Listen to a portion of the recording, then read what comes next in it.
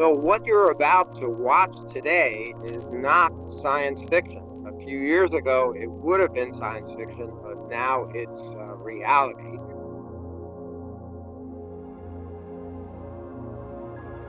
While researching new topics for videos, I came across something that is typically not associated with horror, but could easily be a horror story in a science fiction novel. Initially, I scrolled away, thinking that something that insane couldn't possibly be real, until I realized.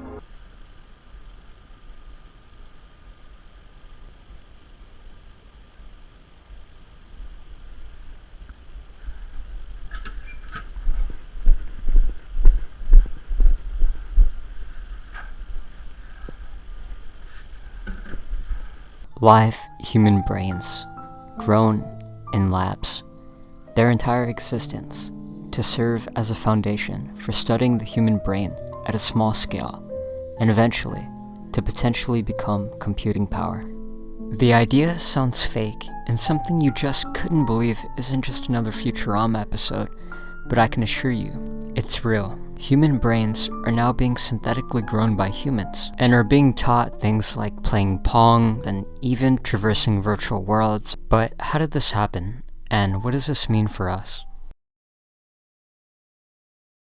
In 2014, a Swiss-based company called finalspark was created that would introduce very interesting and important experiments to the field of biointelligence. They noticed how digital processors are very limited by the very high amount of energy that they require, and believed that the human brain had untapped potential for processing power that would make silicone-based chips look pathetic in comparison.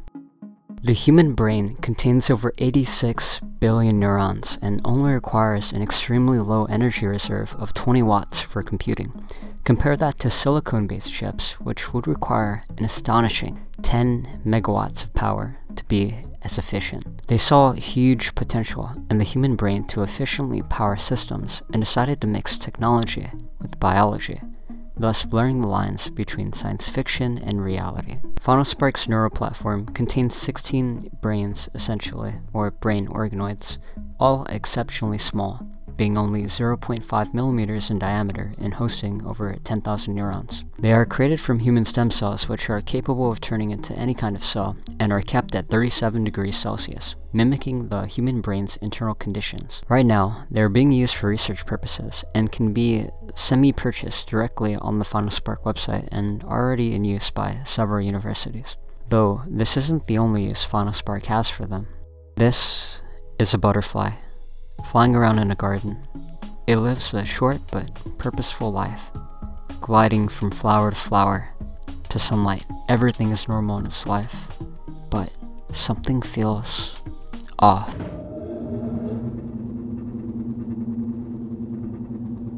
While that butterfly would have no reason to not believe that it was a butterfly, moving their wings to navigate across a world just like ours, they were actually human brains developed in a lab being controlled by computer code that guided them towards wherever the researchers were pointing to. A program which finalspark allowed researchers to use in order to play with the brains in a more visual way. Though the human brains were theoretically capable of living lives just like ours if they had been born through nature instead of being in petri dishes, having the same experiences we do, and maybe even watching the same video. Although I doubt it, because I only have like 60 subscribers when I'm recording this. They were instead used for a different purpose, completely unaware of their actual existence, mistakenly feeling as if they were something they were not, which really makes you wonder if that could be the same with us. What I'm about to tell you is probably the most interesting and somewhat creepy thing that you're probably going to hear throughout this entire video. So right now, this field is pretty much for ideas of energy efficiency, or maybe just using the organoids to analyze ways that we could treat potential neurological disorders or other genetic disorders by analyzing a somewhat miniature human brain. But an engineer at finalspark made a comment on one of their blogs where they had a somewhat different goal. The engineer at finalspark commented saying that one of the things that they're interested in doing with their research was cognitive preservation, or basically preserving the human mind to extend beyond the limits set by biology, such as aging, cognitive decline, or even lifespan. They mentioned how this implied preserving the human mind into an artificial, virtual environment outside of the human body.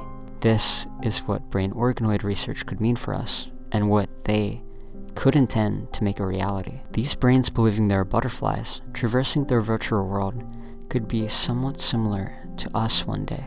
That's at least similar to what they actually want to do, where they suggest here that the virtual worlds they could theoretically create for human minds to escape to would be similar to the butterfly demo, but orders of magnitude more complex and realistic. The virtual environment would incorporate extensive sensory input and output capabilities, essentially becoming, and this is what an actual engineer at finalspark said, a tangible version of the Matrix. Comparing the technology they could potentially create at finalspark to an actual Black Mirror episode, San Junipero, where characters Yorkie and Kelly uploaded their consciousness to a virtual world named San Junipero. This is a world that could potentially be created for us. They do mention that they are way off from this becoming a reality due to several challenges, but with every next development in brain organoid research is another step to a reality where this could be real. To ease your mind if you're somewhat uneased by this, which is totally valid, I should mention that the ethical issues present with experimenting with these human brains are currently non-existent. These brain organoids only have 10,000 neurons, while a fruit fly has over 140,000 in comparison,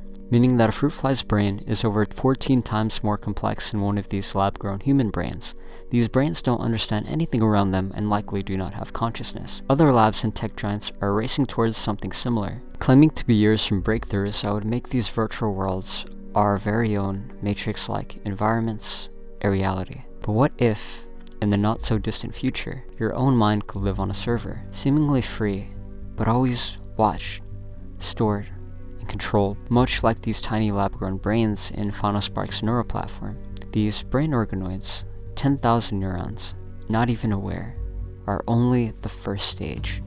But with every new experiment, with every new achievement, we inch closer and closer to a world where real, complex human minds could be preserved, uploaded, or perhaps controlled. Are we on the verge of creating a new kind of life, or a new kind of prison? Will the prisoners be unable to realize their fate, or will they be like us, artificial minds, realizing they aren't real?